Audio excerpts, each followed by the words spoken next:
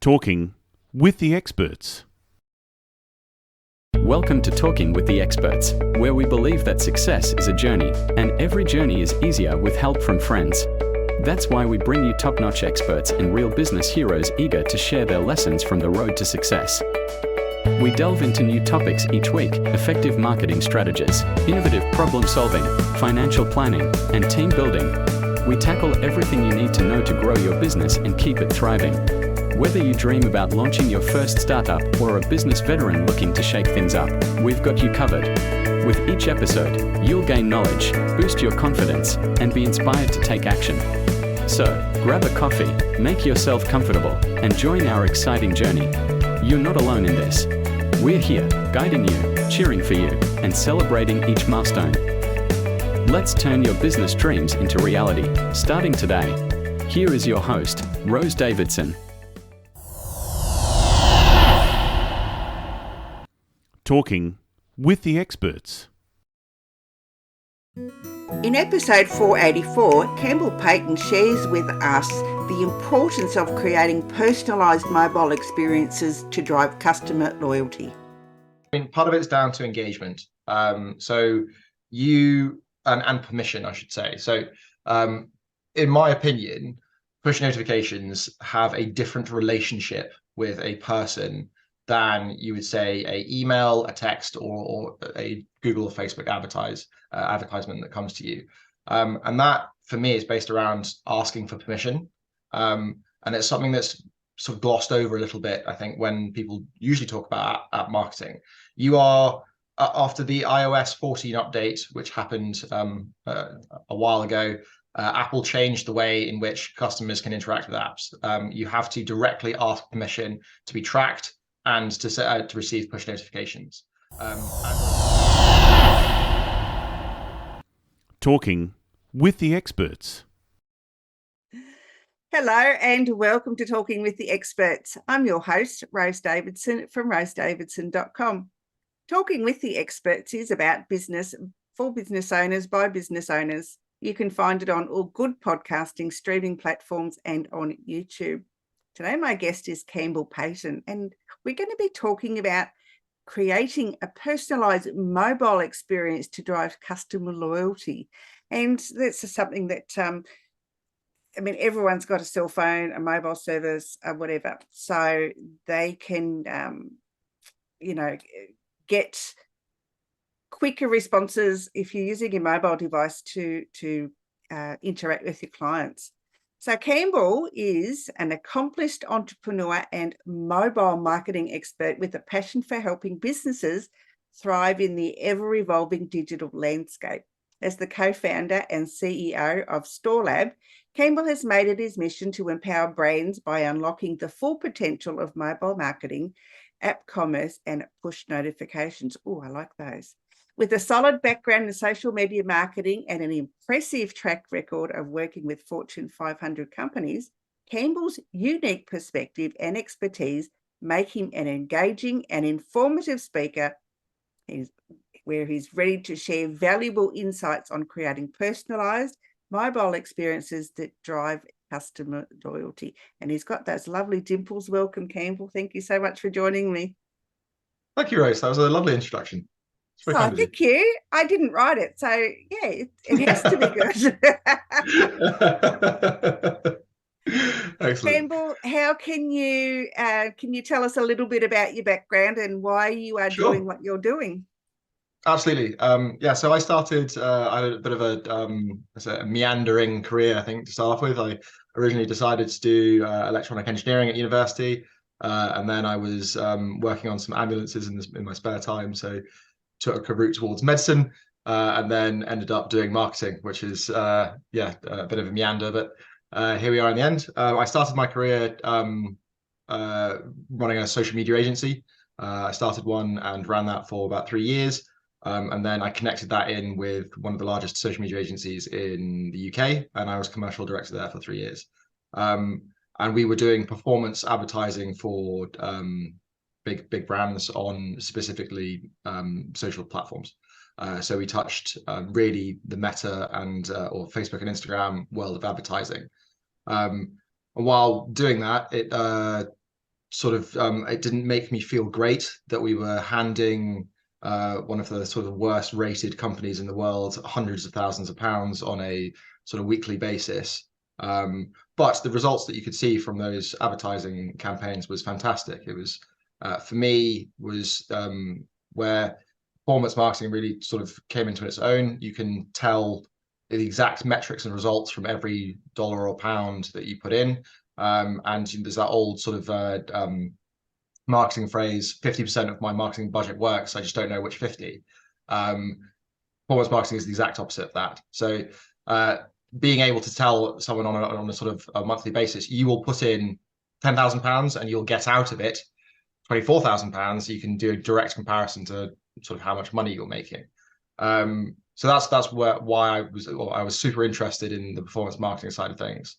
And then I sort of was introduced to a company that was doing a similar thing to what we do now, with push notifications. And when I first started hearing about the sort of power and conversion potential of push notifications, and in sort of the state that they were in, it felt to me like the Facebook advertising platform sort of 10 years ago, where it was very effective, getting really good returns. And the biggest kicker for me is that they're free. So you've got and push notifications have the highest conversion power of any marketing communication. So you've got these things that are converting higher than your Facebook ads, your Google ads, your emails, your texts, and they're free to send. That was a marriage together that felt like I should explore. And also from the aspect of most small businesses I knew and I'm sort of working with didn't consider app commerce because it's the entry level costs were so high. It didn't feel like small businesses should miss out just because they can't afford the big tech. So that's why me and my business partner Sam started working on a platform where we could allow people to come on for very low cost and have an app within a couple of days, and launch it within a couple of weeks, whereas traditionally it would be hundreds of thousands of pounds in 6 to 18 months. So there you go. Jan, wow, congratulations on the quick turnaround and in looking and seeing that the market was in need of such a great service. Tell me, how do push notifications work? Okay, so if you have a mobile app, you have the ability to send push notifications to any sort of mobile device. So you have to go through a onboarding process with Apple and Android. And once you are on their developer accounts, so once you've set up developer accounts, and connect them to your your mobile app, you can then send push notifications to anyone that has the mobile phone. So there is a few types of push notifications you can send. Standard text, you can send a rich push notification which has an image, and then the things that make the most of sort of money and revenue for customers are event-based push notifications. So added something to baskets, initiated the checkout, interested in the product, added to wish list, those kind of things. But I mean, the thing that you really want is an abandoned cart push notification. They sort of can recover about 65% of abandoned carts, which I know if I tell that to most businesses, say, look at your abandoned cart, how much more money would you be making if you recovered 65% of those? It's usually that's usually their eyes light up. But yeah, so sending those abandoned cart push notifications have a 9 times higher conversion rate than email, and almost a ridiculous times higher conversion rate than text and the rest of those. So just by having an application, you are able to send push notifications. So what is what kind of app would a service-based business have, or what would it be? What would be the benefit of it? So our company specifically focuses around e-commerce, but for like a service-based business. So like, you could have an app that would book appointments. You can have an app that would show off your content. We say there are 3 main reasons why any company should want to use app commerce. Number 1 is push notifications that we've already talked about, but they don't have to be for sales. They can be for information or appointment booking, reminders, those sort of things. The second comes down to retention. And what, and again, our company really focuses around the e-commerce side of things. But if you, we have sort of a track record of tripling our customers' retention rate within 90 days. And you do that with sort of FOMO and exclusivity. So if you use app exclusive content and app exclusive discounts, app exclusive products, that's when you can really see your retention rate increase. And then lastly, it's sort of down to a technical experience. It's a general fact of sort of e-commerce and general online commerce life that faster websites convert higher. Google really cares about page speed. If you ever talk to SEO experts, they're always trying to make your website faster. Mobile apps on average are about 3 times faster than mobile web. So just by having a faster experience, you do then tend to have higher conversions, more people using the app and having a better experience on it. Yeah, it sounds really great. You know, can these mobile apps, can they be integrated into a desktop application? So what we do, we take your information from your desktop application. So we use Shopify is the partner that we work with. We do have other platforms coming out later this year, like WooCommerce and Squarespace and Wix. But say you take Shopify with a builder like us, and I'm not really here, well, as much as I'd like to promote myself, I'm more here to promote app commerce generally. If you're on any of the other platforms, there are companies like us too, where you can go and get an app at a very low cost and very quickly. But yeah, we feed off the data that comes from the website. So you don't have to add all of your products again. You're not having to write your product descriptions again. You're not having to take all of your content. All of that can be pulled from the content delivery network, which for us is Shopify. But I know we have competitors that also work with Wix and Squarespace and WooCommerce too. So yeah, we use the sort of the web hosting as the main source of data. That's really terrific. So I mean, you said about, you know, customer retention and you know, driving sales and so forth to your you know, store. Mm-hmm. Question. I did have a question there. The question is, how does it build that customer loyalty? How can you retain those customers just with a simple app? Sure. So I mean, part of it's down to engagement. So you and permission, I should say. So in my opinion, push notifications have a different relationship with a person than you would say a email, a text, or a Google or Facebook advertisement that comes to you.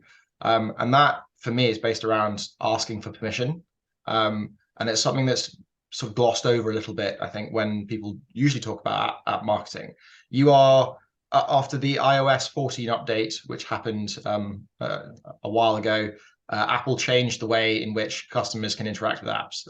You have to directly ask permission to be tracked and to receive push notifications. Android did follow on suit, but that change was I guess, as a social marketer, a massive point where the effectiveness of those advertising networks didn't work so well anymore. And also people were becoming very aware of tracking and advertisements. Facebook had a terrible reputation.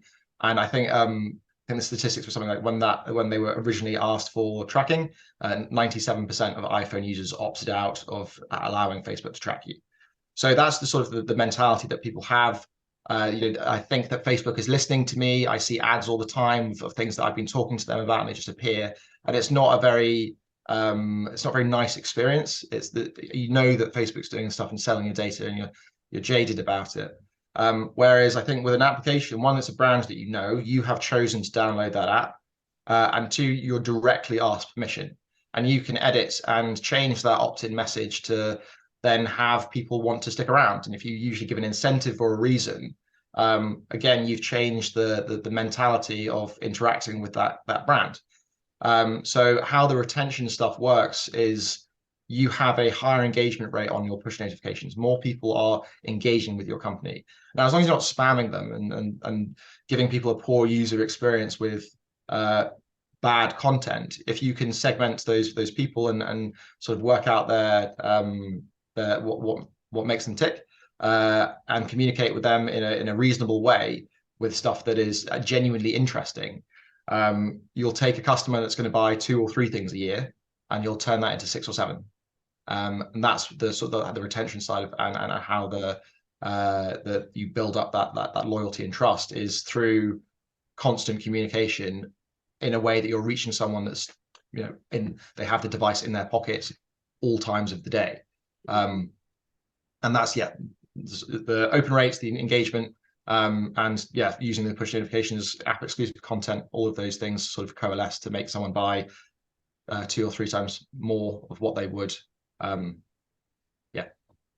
So I guess the behind the scenes of the push notification, does the vendor, do they put in all the information, or do you as the company do that? Well, I'm not trying to just sell us, but we have 2 packages. That's fine. Go. One where you can come onto the platform, you build it yourself, you manage the push notifications yourself, and the other where we have account managers and app experts who will build the app for you and manage it. But on the back end, your mobile application should be considered a marketing channel like all of your other channels. You get out of app commerce what you put into it. If you treat it as you would a Facebook advertising campaign or a Google advertising campaign or an email campaign, you're designing your content a month in advance. You're tying that in with the rest of your sales strategy. If you're doing a sale in your store, it's reflected on the app too. If you all of those things sort of will help to have a successful campaign, but you have to put the time and effort into it. It's 100% not a set and forget channel. We have a few customers that don't like the idea of sending push notifications to their customers on a sort of a daily or even a weekly basis. They think it's too invasive. So they just choose to use the event-based push notifications. So a customer will only receive a notification if they've added something to cart, which is it's a relationship that they have with their customers. But we don't see that as the most effective. You have to treat it as a campaign. You have to test. You have to watch your analytics and your reporting, and then it's an iterative process. Sorry, you need to get better at it. And testing and learning is the only way to do that. So if someone's not very tech savvy, how are they going to be able to use this and make and get the most out of it? Well, that is the wonders of no code. You don't need to be a developer at all to know how to do this. You don't need to write any code. If you've used a drag and drop builder like on Wix or Squarespace or even Shopify or Microsoft PowerPoint, if you've used those types of programs before, you can design an app with a no code solution. It is as easy as going on, like downloading the product. You'll see that it's already pulled the data from your store already, so all your products are already there, and then you just drag, drop, and organize. And the difference, I'd say, between a sort of a website and a mobile app is also a little bit down to screen real estate. There isn't a huge amount to play with on a mobile app, and in our sort of design principles, less is very much so more. Simple is better. You want a clean user experience, so clutter is not what you want. But that means that the designing process is actually much simpler because there isn't so much to play with. It makes it much a much faster process. So you don't need to know anything about coding to make an app. You don't really need to know anything about app commerce before you start. There are hundreds of guides and on our website too. There's lots of step-by-step processes to get you up and running. Most no-code companies have a implementation team that help you with the developer account process, getting that set up and then connecting the things together. We offer that service for free, and then sort of the initial advice on how to build and those sort of things. All of that is there in their teams too. So it's very simple.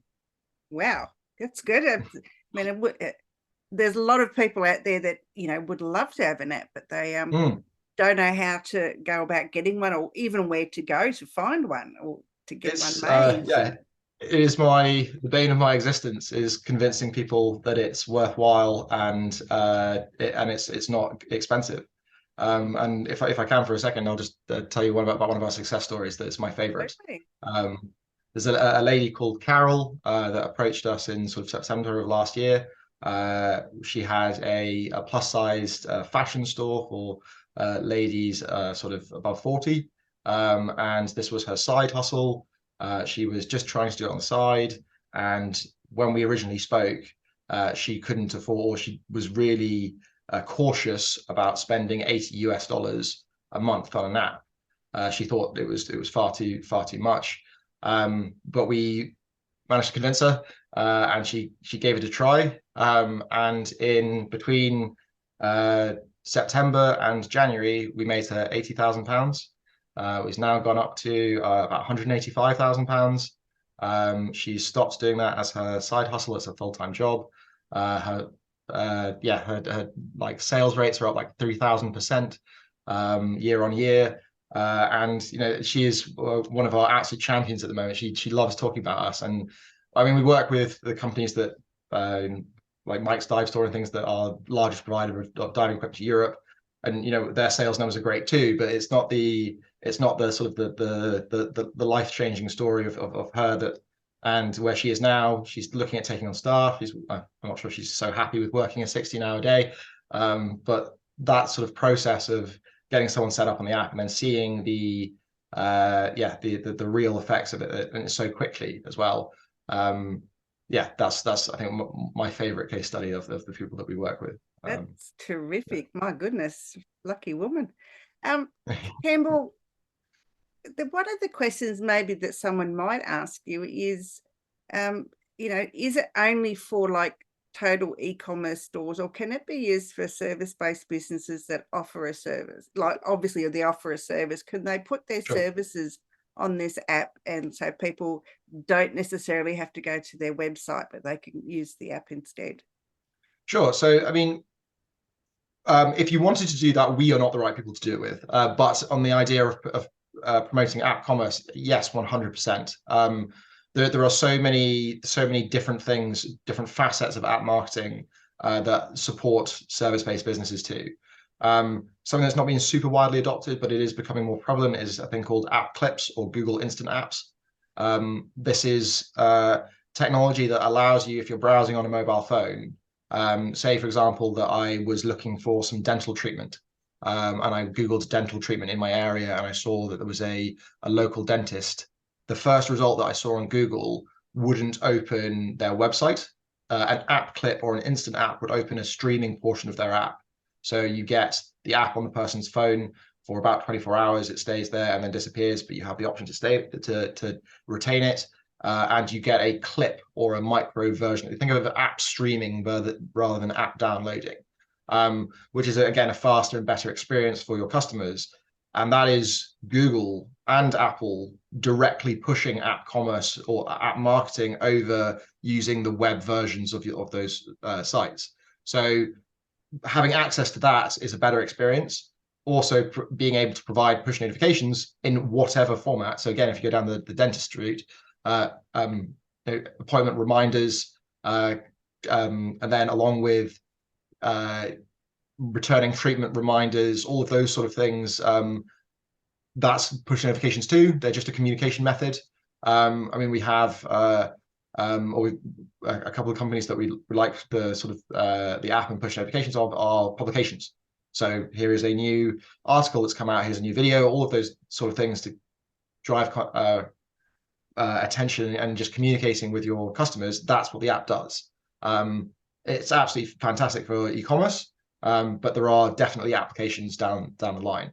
We tend to say, if you don't have a retention rate or returning customer rate or returning visitor rate of 6%, an app is probably not for you. What the app does is it doesn't drive traffic. It just changes the journey of that traffic once it's arrived. So you need that initial driving process. This is not going to take away from your other marketing campaigns. It's just going to sort of enhance them. So yeah, if you have a very low website traffic, if you're selling industrial grade steel beams, you're probably not getting repeat customers that quickly in a year. So an app's probably not for them. But yeah, definitely service-based businesses that still need to keep that communication line open would 100% benefit from an app. Good to know. Definitely, yeah. Good to know. Campbell, where can people find you if they want to work with your business and find out more about mobile apps? Sure. So I'm on LinkedIn. Campbell Paton is my name. Storelab.app is my company's website. You can reach me at campbell@storelab.app. But if you are interested in seeing if there is an app or an app is worthwhile for you, we did create a scorecard for this podcast, which I think is linked. So if you're curious to see if your website is ready for an app, or you just want to learn some more about it, there's a sort of a 2-minute quiz that will talk you through it and then provide you with some great feedback on how to improve to get there, or routes to go down to launch your app. Oh, absolutely wonderful. Thank you so much for that. It's been an absolute pleasure learning about mobile apps. I knew that they existed, but I didn't know the intricacies of it, and it was really fascinating. Well, thank you, Rose. Lovely speaking to you, and I'll be speaking to you again soon. Thank you very much. Bye. Speak to you soon. Thanks. Bye. You've been listening to Talking with the Experts, hosted by Rose Davidson. Make sure you have a look at our back catalogue over at talkingwiththeexperts.com, and be sure to subscribe to our podcast so you don't miss out on any episode. We look forward to your company next time.